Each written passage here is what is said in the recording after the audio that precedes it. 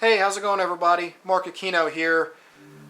So like I said in my last video, I want to make sure that I pump out as much new content on this channel as I can at the same time that I'm working on my last 3 videos, which I know I've been working on them and I've been saying that I'll get them done, but I've been working on them for over 3 years now. I understand that. I want to make sure that they're at least perfect enough for me. You know, it's like once I feel that they're done, you'll know when they'll be out. So until then, the best way for me to kind of, pump out quickly some new videos is to make more reaction videos.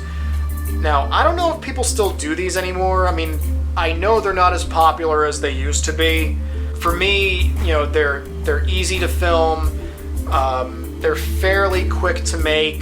All you need to really do is make sure that the audio syncs up with what you're watching, obviously. So, why make a reaction video about Power Rangers? Well, one of my favorite YouTube channels is Top the Fourth Wall, hosted by Lewis Linkara, aka Linkara. He basically talks about bad comic books on the Top the Fourth Wall, and he's also a big Power Rangers fan. Right around 2010, I think, he started doing a separate series of videos called The History of Power Rangers, where he documented every season of Power Rangers that's been going on since the beginning, from like 1993 all the way up to the present day. And so I figured, well, let's do a series of videos where I react to his History of Power Rangers videos, starting from the beginning all the way up to a season that I actually remember very fondly, Time Force. I think that's the 9th season. Plus I remember watching episodes from some of these older seasons back when I was a kid and when Power Rangers used to be on ABC Family. Remember when it was called ABC Family and not Freeform? Gen Z will never understand. So without further delay, let's watch Linkara's History of Power Rangers, Mighty Morphin Season 1.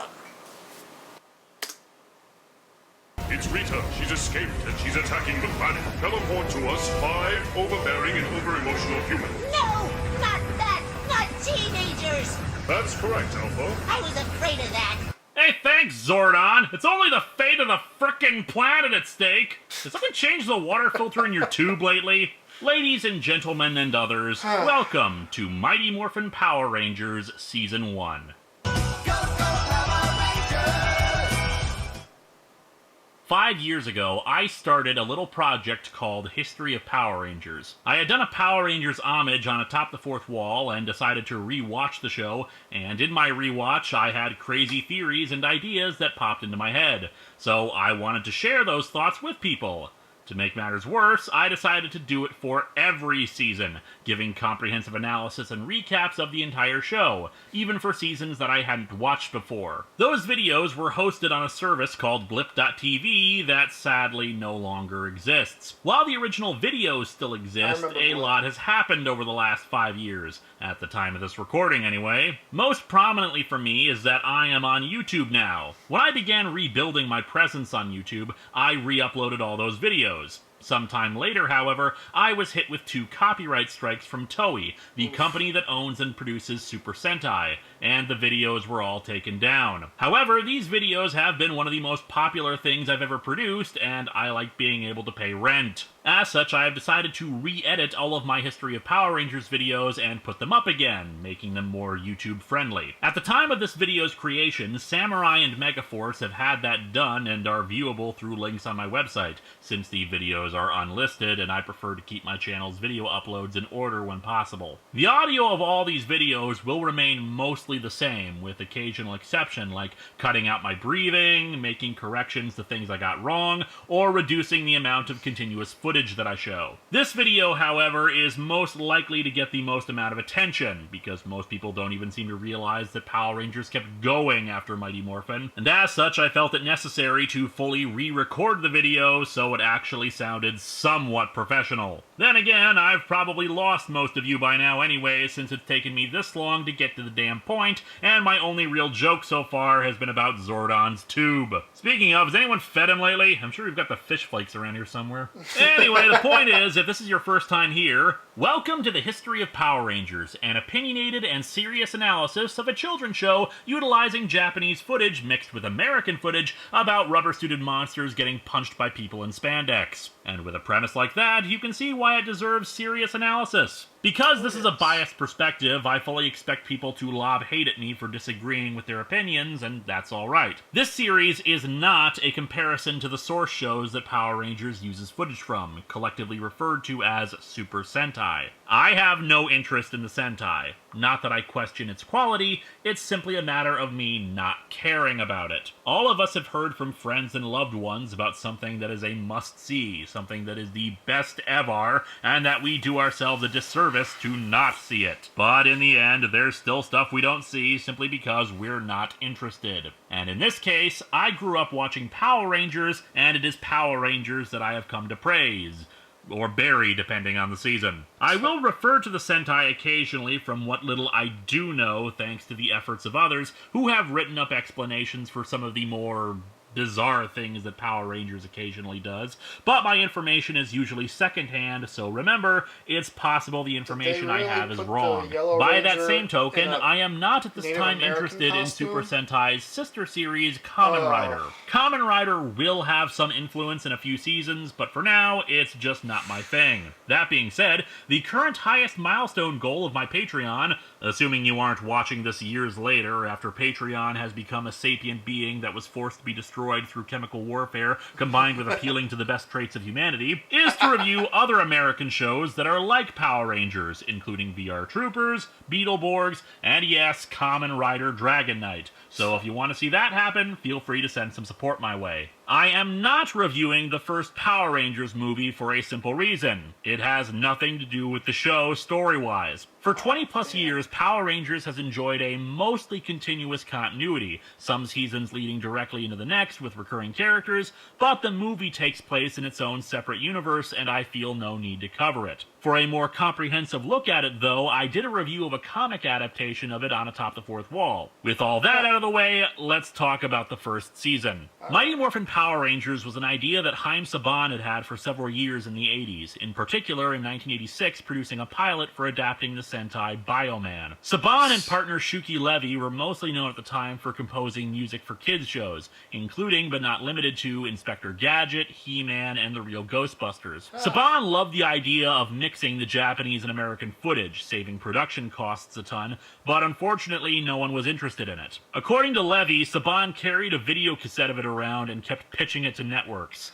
And they all thought it was the worst thing they'd ever seen. In 1988, Saban formed his own production company and made several shows, including the hit that was the X-Men animated series. However, in the early 90s, Margaret Loesch, the head of Fox Kids, was looking for a new series that'd be adventurous, fun, and silly, and Saban showed her the Bioman pilot. Loving the idea, they refined the concepts and negotiated with Toei for a different, then more recent Sentai, Kyoryu Sentai Jew Rangers, and thus Mighty Morphin Power Rangers was born. The series begins somewhere in space. The implication has always been that this is the moon, although in the Sentai it was not. But as the show progresses, we'll learn that the moon is weird in the Power Rangers universe. There's a breathable atmosphere, for that matter, an atmosphere at all. The gravity is normal, and we're still landing on it. Now, in some circles, people debate about whether or not this isn't actually just some other planetoid near Earth, but since future instances will refer to the villains being on the moon, we're gonna call it as such. Anyway, two astronauts find what's called a dumpster, hence the title of the first episode,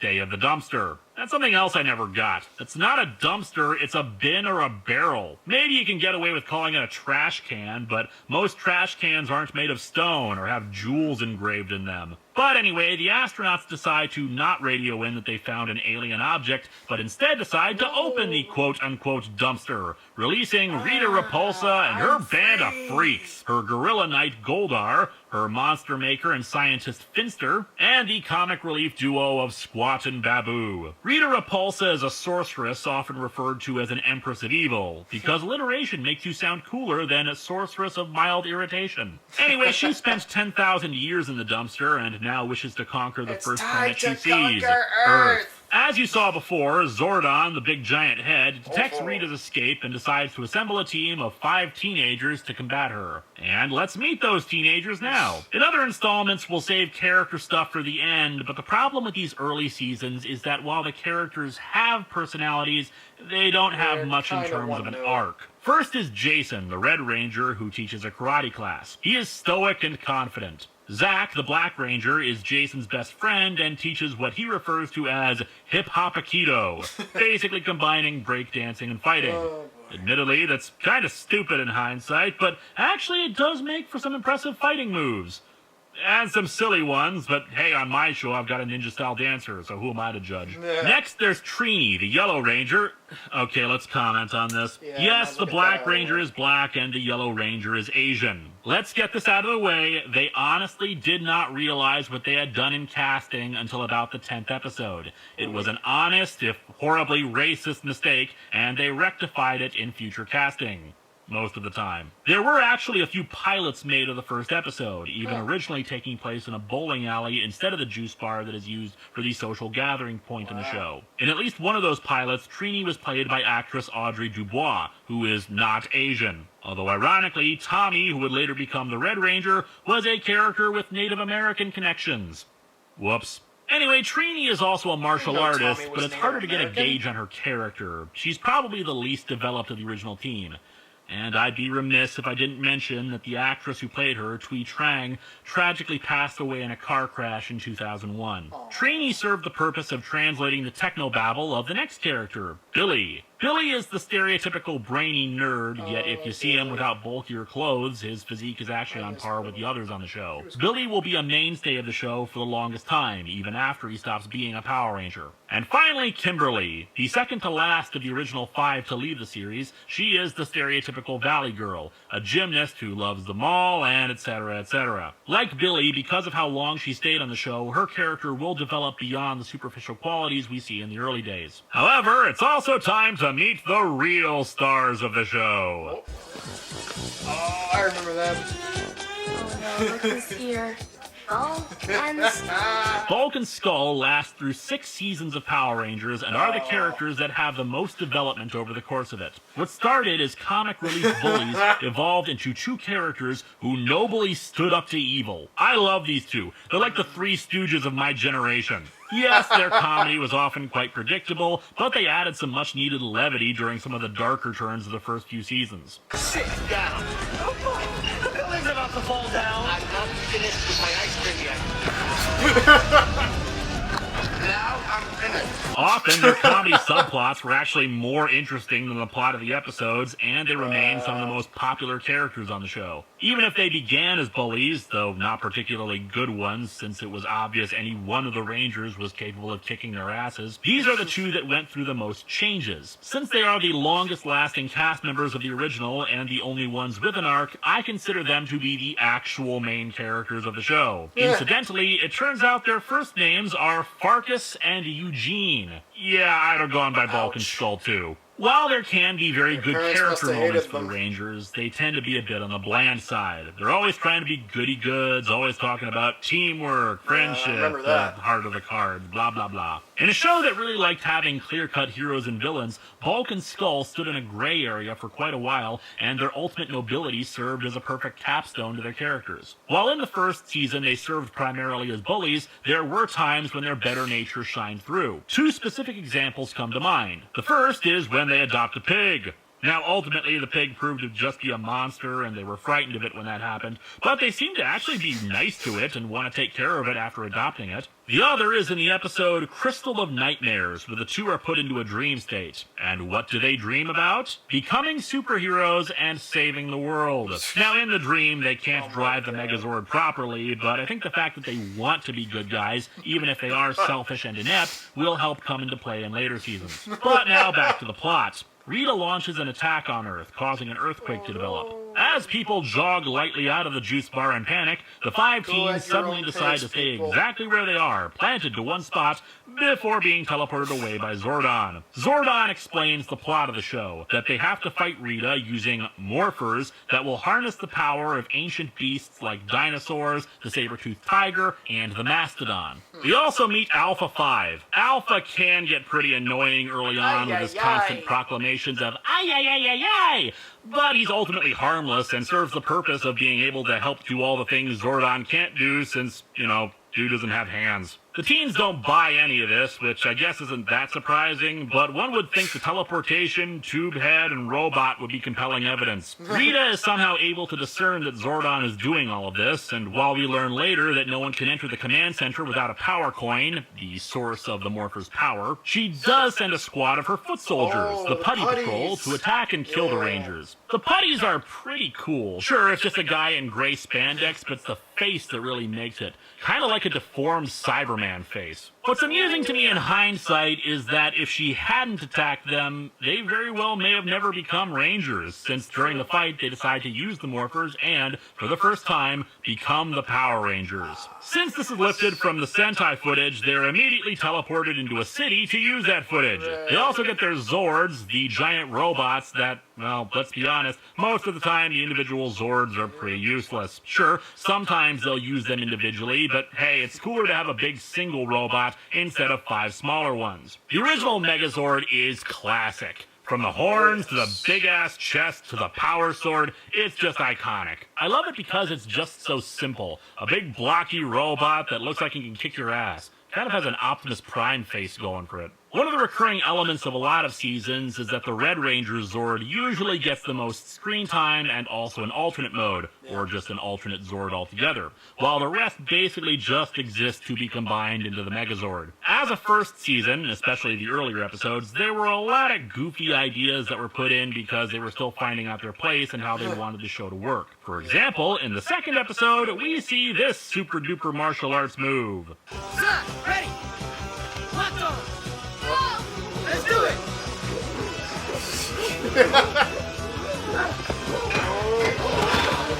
I feel sick! Suddenly puts that scene in Matrix Reloaded with Neo spinning on a stick in perspective, doesn't it? Oh, yeah. Elements seen in the first few episodes wouldn't really make any reappearances later. For example, the Radbug. The Radbug is one of the silliest, most illogical things Power Rangers ever did. Billy invented a flying car that could enter the command center somehow. You have to assume he used technology from the command center to build this thing, because otherwise Billy just invented a flying car out of crap that he had in his garage. And you know what? It's awesome! Why the hell didn't they ever bring this back? By the 17th episode, we had what was probably one of the best things they ever did for the series, and has had a lasting impact to the point where even the advertising for the final episode of the season 20 years later was all about his return. Jason David Frank as Tommy Oliver, the Green Ranger. Love him or hate him, this was the character that really cemented Power Rangers for the audience. In a 5-part story, since this was in the days when new episodes of the series were shown on weekdays, called Green with Evil, Rita unveiled her plan to create her own evil Power Ranger, the Green Ranger. Where she got the power coin we'll never know, especially given what we learn later concerning their creation. Unfortunately, the Green Ranger is also where we see some of the seams fall apart between Japanese and American footage. In the Sentai, the Green Ranger had a rubber shield, whereas the American one was cloth, since sadly they had to make do with what they had, and sometimes suits and props are damaged in transit, assuming they get sent at all. It's pretty shabby and terrible looking, sadly. Also, trivia note. The crew would routinely lose the Morpher props, so they would just go out to the toy store and buy a Morpher in order to use it for the show if they had to. The toys were just that accurate. In any case, the Green Ranger was where things suddenly got interesting. For one thing, the fact that it was 5 parts long showed us that this was an epic like no other. No other kids shows did 5-parters at the time, and the guy was just badass. He wasn't some weird-ass monster with a goofy gimmick. He was an actual human being who was able to outfight the group. He looked different, his weapon was different, and he had a Zord that rivaled the others, rising from the ocean like Godzilla. He wrecked the command center, cut the Rangers off from the guidance of Zordon, and even got into the Megazord to disable that as well. Each episode felt unique, telling a new chapter of the tale as we saw the Rangers having to really step up their game. Billy becoming more acquainted with the technology of the command center, Jason being put in mortal peril as he's kidnapped and has to face Goldar and the Green Ranger without being able to morph. It's glorious. It also introduced another general for Rita, Scorpina. In my original version of this video, I neglected to mention Scorpina because she has no impact on anything. She's in the first season here and there, appears again at the beginning of season 2, reappears for another episode in the season, and that's the end of her. Ultimately, the Rangers broke the spell Rita had placed on Tommy, and he officially joined the team. It's just a really well-written and suspenseful story, in my opinion. They also started the first official romance with Tommy and Kimberly, which, while not really going anywhere with the relationship beyond their dating, it's mostly notable for the fact that they're pretty much the only couple in Power Rangers allowed to kiss. Over time, the show settled into its standard format of issue of the day, monster, Zord fight, and finally tawdry resolution of the issue at the end. While they usually are actually pretty good about their own continuity, there's the occasional bizarre hiccup. For example, there's an episode called Life's a Masquerade, a rather enjoyable standalone episode featuring some great bits by Bulk and Skull, where Rita introduces her super putties, nearly indestructible versions of her old putties. The problem is that the episode right before it, Gung Ho, already introduced the Super Putties, and the group reacts with shock at the premise of the Super Putty both times. Gung Ho is notable for another aspect, the introduction of a new Zord, Titanus. It's a big Brachiosaurus-looking thing that could combine together with the Megazord and Dragon Zord to become the Ultra Zord. Because remember, kids, the only thing cooler than one giant robot is a bunch of giant robots merging together to become an even bigger robot. Anyway, eventually the show ran into a bit of a problem. See, a lot of the fight scenes were dependent on the Sentai footage, and, well, there was only so much of it, particularly of the Green Ranger, since his Sentai equivalent actually died partway through Jew Ranger. Now, they solved that issue by writing him out of the show. In the two-parter, The Green Candle, Rita unveils a magic candle that, once fully melted, will return the Green Ranger powers to her. Why the hell she never unveiled this until now is a good question, but the point is that Tommy is going to lose his powers. Still, as evil plans go, this is certainly better than her usual rigmarole of trying to ruin the teenagers' days by sending putties to cause minor inconveniences. Plus, as the Spoony one once pointed out, using a candle to take over the world. Well, that's pretty hardcore. The Rangers fought valiantly, and Jason himself tried to stop the candle, but ultimately failed. In order to prevent Rita from getting her hands on the Green Ranger powers, Tommy transfers them to Jason, granting him his shield and the Dragon Flute. Jason's failure to stop the Green Candle is something that would haunt him next season, but we'll get to that next time. Writing the Green Ranger out was also a brilliant move from a marketing perspective. Tommy was a popular character, and instead of overexposing him, limiting his appearances for special occasions later meant that kids would be more inclined to tune in the hopes of seeing him during those episodes. Bear in mind, they didn't actually need to write him out of the show, especially for what they ended up doing later for the season. But this little bit of continuity really helps ensure that there is an ongoing story and makes kids want to see what the next episode is going to be like. Which brings us to Return of an Old Friend. Rita finally comes up with a plan that's not completely nonsensical and goofy, which is kidnap the teens' parents and ransom them for the power coins. They also take control of Billy's mind and force him to take the Dragon Dagger. This is the first time we actually see their parents, and in true silly fashion, most of them dress color-coded like their kids, with Jason's parents wearing red and Skull's parents wearing punk attire. In fact, Bulk's parents seem the most normal. Our heroes are forced to give up the coins, but of course Goldar doesn't hold up his end of the bargain and keeps the parents. However, Jason reveals that he still has the Dragon Coin. They recruit Tommy once again and infuse him with Zordon's own energy. However, they know it's only a temporary measure and it's likely the powers could give out during a fight. After one of those fights, Tommy's able to retrieve the dagger and the power coins. And while he's now back as the Green Ranger, the group knows that the rejuvenation of his powers is only temporary. Besides for the running subplot of Tommy and Kimberly's relationship, there was also Zach's pursuit of Angela, who would brush him off anytime he tried to impress her. It was actually a nice change to see that the teens weren't successful at everything they did, like it seemed to be, though Angela's heart seemed to be won over whenever Zach did genuinely good things for her.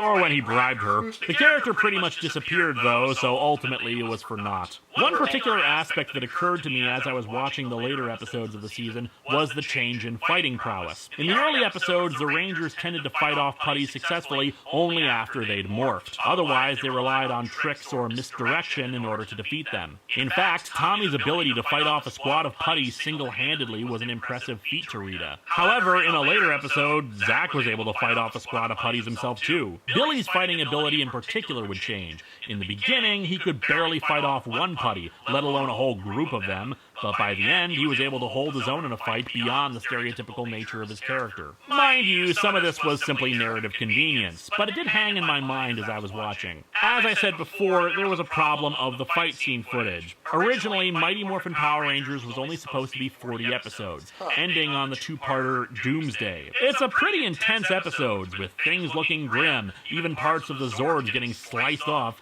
but of course they win through at the end. Zordon offers them a chance to give up their powers, that they shouldn't have to keep up the fight forever, but they say they'll keep going. I imagine the original plan was for Rita to be destroyed, hence the offer, but of course she was not. With the ever-growing popularity of the series, they decided to keep it on. But the first season, uniquely enough, had 60 episodes in it. So how did they fill up the remaining 20? They actually contacted the creators of Jew Rangers to produce entirely new original footage that would only be used in Power Rangers, referred to by fans as Jew 2. Just damn!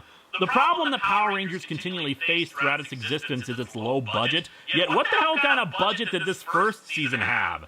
While dubbing a show is by no means a cheap process, it would have been considerably cheaper than continually producing original footage with all these characters, having the new footage made by the Japanese producers, and, as we'll see, all new sets and villains made exclusively for this show. Now, as I said at the introduction, I started noticing an underlying theme of this season, or at least a motif.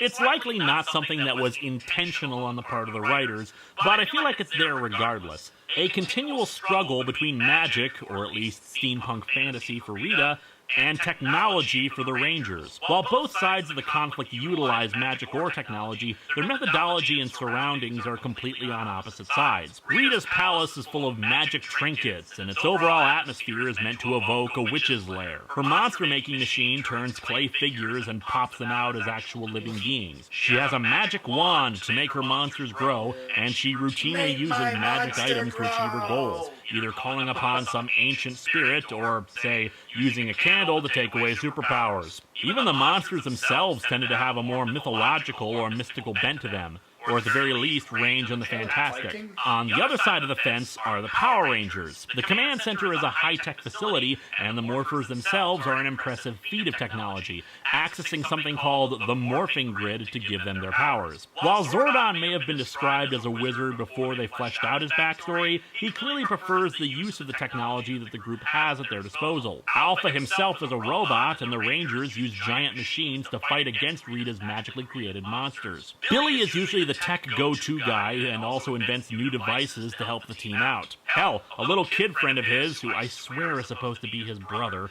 even invents a virtual boy.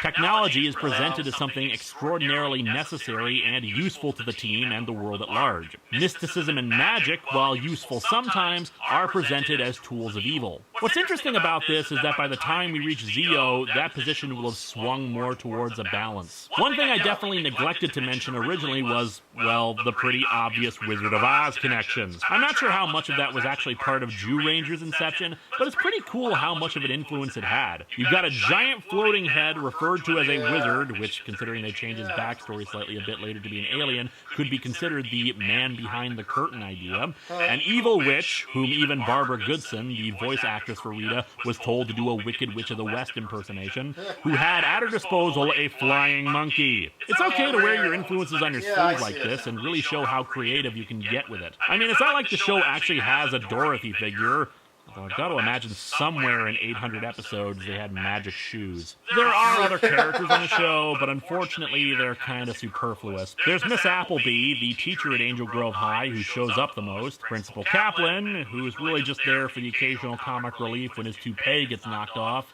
because baldness is funny, I guess.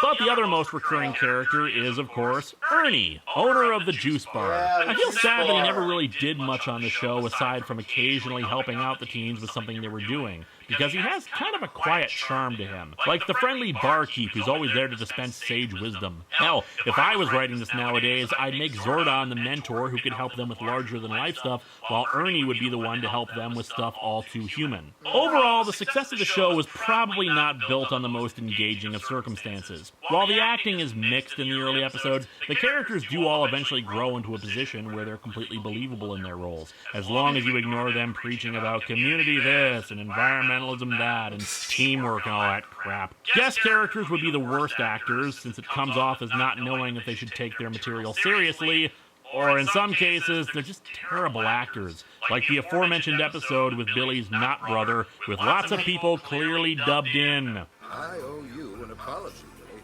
It seems I overreacted to something that wasn't your fault. If I had to speculate, what I'd say really helped its success was the action. No other American show at the time was showing such complex fighting and choreography. And while the monsters were silly and the jokes were cheesy, there was something of a basic charm to the series that made people, especially kids, want to watch it. The growth of good storylines aided it, especially multi-parters where the stakes were high and you honestly weren't sure how they were going to resolve the situations. And while there were, of course, those times when logic broke through and you asked, say, if Rita knows their identities, why doesn't she blow up their houses? But all in all, the first season was a good start to the show, even if 60 episodes was a bit much, especially when one considers that most of them followed the same damn formula. However, things would only go uphill in terms of storytelling in Season 2.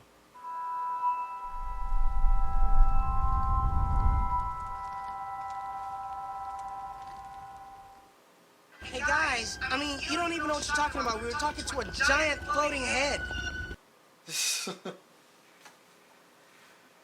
Alright, so that was the first episode of Linkara's History of the Power Rangers. Now, I obviously was not around when Season 1 was airing on TV. I was born in '96, which I believe was around the same year that Zeo first started. That was the next iteration of Power Rangers, or technically it would be Season 4. And yeah, that's probably the one that was around when I was born. I didn't really see anything Power Ranger related until probably 2000, yeah.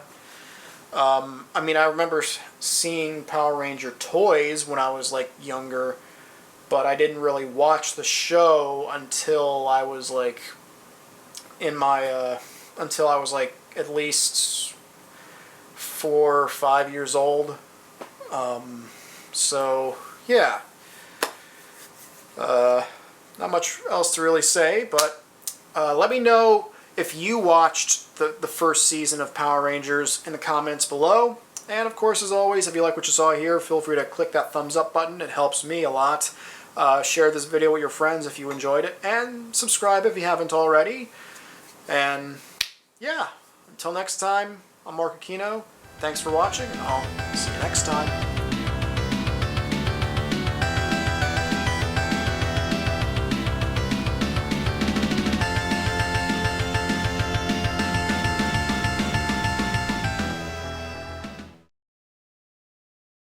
Don't forget to click below to subscribe to the official Marc Aquino YouTube channel.